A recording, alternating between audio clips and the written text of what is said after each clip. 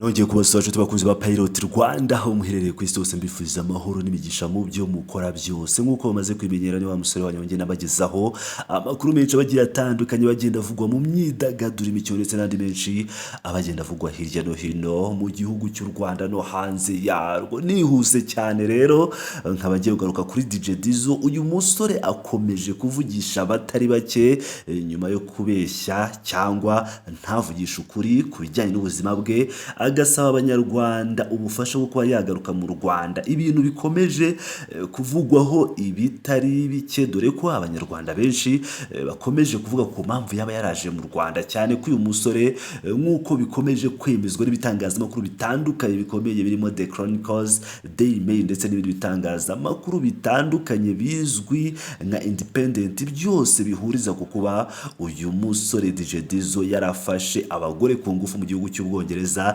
ndetse agakatirwa imyaka 9 n'amezi 9 n'urukiko. Ibyatumye afungurwa ndetse n'uburyo yabashije kuba yagera mu Rwanda nk'uko byagiye bikomeza kuvugwa, abanyarwanda bamufashe gukusanya amayero agera ku 8,500 asaga miliyoni 9 z'amanyarwanda kugira ngo abashe kuba yagaruka mu gihugu cy'u Rwanda. Avuga ko arwaye abaruganga mu gihugu cy'Ubwongereza, mubwiye ko asigaje iminsi 90 y'ubuzima bwe. Gusa kuva yabivuga iminsi 90 yamaze kurenga nk'uko bikomeje kugenda bigaragara kuva yatangira kubivuga, bitewe n'igihe ibiganiro byatangiriye. Uyu musore rero yihakanye ibi byose, avuga ko ari ugusebanya ndetse agira icyo abivugaho. Abanyarwanda bo babishe ibintu byamaze gukomera. Reka mbagezeho rero iby'uyu musore DJ Dizzo, aho yasubije abamufashije kurangiriza ubuzima bwe mu Rwanda basaba gusubizwa amafaranga nyuma yo kumenya ko yafungiwe gufata ku ngufu. Nibi n'abanyarwanda muri iyi minsi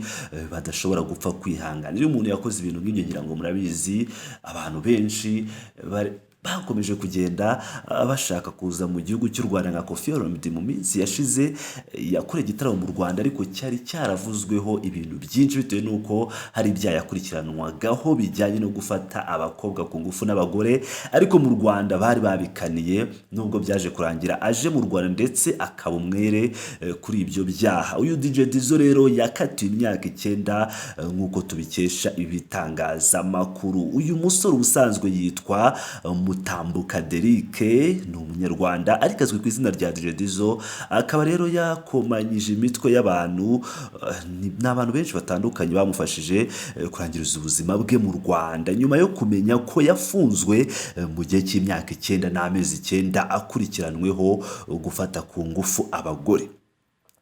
Kuva kuri uyu wa kane tariki ya 30 Kamena 2022, bakoresha imbuga nkoranyambaga bambariye kugaragaza ko uyu musore yisunze uburwayi bwa kanseri, ashyira mu mutaka icyaha cy'ihohoterwa yakoreye mu gihugu cy'Ubwongereza aho yari amaze imyaka 17. Ikiganiro cyabereye kuri Twitter Space cyahuje abantu ba hafi b'umuryango wa Dizzo n'abandi barimo abafashije uyu musore kubona amafaranga yo kugaruka mu Rwanda, ntibemeranyije ku buzima uyu musore yaciyemo. Cyahawe umutwe ugira guti "We need our money back", turashaka gusubizwa amafaranga yacu. Ibi byose byaturutse ku nkuru zahererekanyijwe n'abantu zirimo izanditswe na The Chronicles Live, Daily Mail, The Independent n'izindi. Ku wa 4 Kanama 2017, The Chronicles yanditse inkuru ivuga iti "Ufata ku ngufu Derek Mutambuka yafunzwe imyaka 9 n'amezi 9 nyuma yo kwibasira bikomeye umugore mu muhanda." Iyi nkuru yanditswe ku wa 4 Kanama 2017.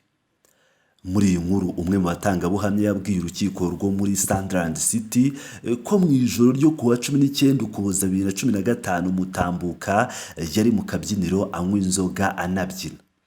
Ahagana saa 9:15 asohoka asagarira umugore wari wenyine mu muhanda uzwi nka Hilton Road. Icyo gihe umunyamategeko we Tiwana yavuze ko ubwana bwa Dizzo butari bwiza bitewe n'aho yagiye anyura kuva mu Rwanda kugeza mu Bwongereza. Avuga ko ibyaha umukiriya we ashinjwa biremereye ariko nta bimenyetso bifatika bimushinja. kuwa gatanu Kanama 2017 Daily Mail iri mu binyamakuru bikomeye ku isi cyo cyanditse ko Mutambuka yafashe umugore ku ngufu amutera ibikomere 34. Ikinyamakuru gisobanura ko byagenze kugira ngo uyu musore atere ibikomere uyu mugore, kivuga ko Mutambuka ufite inkomoko mu Rwanda kandi ko yatangiye gukora ibi byaha kuva tariki 20 Ukuboza 2015 ubwo yahuriraga n'uyu mugore mu muhanda. Daily Mail inavuga ko abaharanira uburenganzira bw'abagore basabye ko Mutambuka ahabwa igihano gikomeye kuko abo yafashe ku ngufu yabasigiye ibikomere bidakira ku mutima. Dizzo rero yabwiye itangazamakuru ryo mu Rwanda ko ibivugwa ari ukubeshya ati muvandimwe no gusebanya. Imyaka 9 se ntaba narafunzwe mfite imyaka ingahe? Yavuze ko atakomeza kwita ku biri kuvugwa kuko bishobora kugabanya iminsi ye yo kubaho. Ati ibi bintu nabibonye byaneshije umutwe, shaka kuba nduhutse kuko indwara yanjye nyivanze na stress byanyica mu cyumweru kimwe. Ukoresha izina rya Godfather kuri Twitter watanze amadolari 80 yo gufasha Dizzo ari nawe washyizeho Twitter Space. Yavuze ko icyakurikiyeho yavuze ati icyakurikiraho navuze ni uyu muntu niwe cyangwa no kubeshya. Baje kutwiba nk'uko byagenze kwa Damur Selemani umukinnyi wa filime. Erega umuntu ntabwo atinya ishyamba, atinya icyo bahuriyemo nacyo. Umuryango n'abantu bagiye kumufasha. Uyu mwana mu by'ukuri mumuherekeje mu kuri, mu by'ukuri mumuherekeje mu kinyoma. Avuga nyine ngo muri mu kinyoma. Umwirabura yanditse agira ati yego yarakosheje kandi cyane, gusa kandi yarabihaniwe, mumureka apfe neza n'ukuri. Uwitwa Anonymous Rwanda yanditse agira ati uyu se yaba ari Dizzo cyangwa internet yaribeshye? Yahawe cyangwa yabwiwe ko asigaje iminsi 90 yo kubaho cyangwa yo kuba yavuye ku butaka bw'Ubwongereza cyangwa yavuye ku butaka bw'Ubwongereza? Ababizi badusobanure.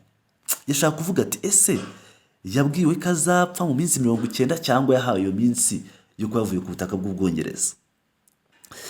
Amabura kindi we yagize ati ese wowe ushyigikiye abashaka ko basubizwa amafaranga yafashijwe Dizzo cyangwa wowe ushyigikiye abashaka ko basubizwa amafaranga yafashijwe Dizzo cyangwa uri contre yabo?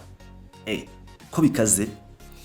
Inyamamare Benedict ati nyabusa ni muba abantu Dizzo murumva abaye umwe muri twe yakwakira te ayo magambo yanyu? Reka tuvuge ngo ibyo byaha yarabikoze, basi mwaretse tukibuka ko impyisi y'iwanyu basi ikurya ikurundarunda, basi tumurundarunde mbega isi. Mu ijoro ryo kuwa 4 tariki 23 Kamena 2022 nibwo Dizzo yahagurutse mu mujyi wa London mu Bwongereza afata indege ya Rwanda agera mu Rwanda hagana saa 11 z'igitondo kuwa gatanu. Uyu musore yageze ku kibuga cy'indege mpuzamahanga cya Kigali ari kumwe na Sumubyara ndetse na murumuna we. Yakiriwe n'inshuti. We n'umuryango we bahise bajya kuba mu nkengero z'ubusitani bwa Rugende aho se w'uyu musore yubatse inzu. Icyo gihe yabwiye itangazamakuru uko akimara kumenya ko yarwaye kanseri kandi bidashoboka ko yavurwa agakira, yasabye ababyeyi be kumufasha akarangiriza ubuzima bwe mu Rwanda.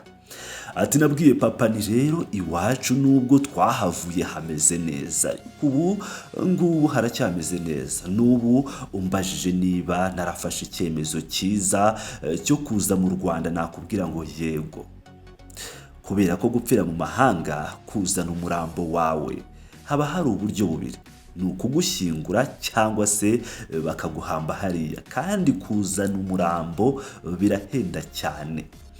Akomeza ati ndamubwira ni ndashaka gutaha mu Rwanda abwira se kuko mu Bwongereza nta kintu mpasigaje. Uyu musore rero abanyarwanda ba mu mahanga no hanze bakaba bamusaba ko yabasubiza miliyoni 9 z'amafaranga y'u Rwanda bakusanyije kugira ngo agaruke mu Rwanda. Ni bamwe muri bo, ntabwo ari bose. Mu gihe kandi uyu DJ Dizzo aba yarahamijwe ibyaha byo gufata ku ngufu muri 2015 agakatirwa gufungwa imyaka 9, byabivuze ko yagarutse mu Rwanda atarangije igifungo yahawe. Uyu musore rero DJ Dizzo yavuze ko biri kuvugwa ari ukubeshya kandi ko atafata umwanya wo kubyitaho kuko byamutera stress bikaba byanatuma ubuzima bwe burangira vuba cyangwa iminsi yihuta yo kuba yapfa kubera stress. Ngira ngo murabyumvira neza, ntabwo ibintu byoroshye bya DJ Dizzo bikomeje gukomera. Bamwe bati ubuzima bw'uyu musore tubureke burangira amahoro, ariko abandi baravuga bati ese ibyo byo wabyizera ute? Uyu musore ko yaduhisha ibijyanye n'ubuzima bwe, ese kuko ubuzima bwe uwo muganga yaramubwiye ko asigaje iyo minsi? N'ibintu abanyarwanda benshi bakomeje kwibaza kuri DJ Dizzo cyangwa mutambuka. Gusa Imana ikomeze imufashe, niba kuko ibyo yatangaje ari byo, ikomeze imufashe kabisa kuko kurwara ni bibi kandi birababaza. Ni Pilot Rwanda rero, aho ngena bagize amakuru menshi bagiye atandukanye. Komeza ubane nanjye, bless up, muraba agaciro.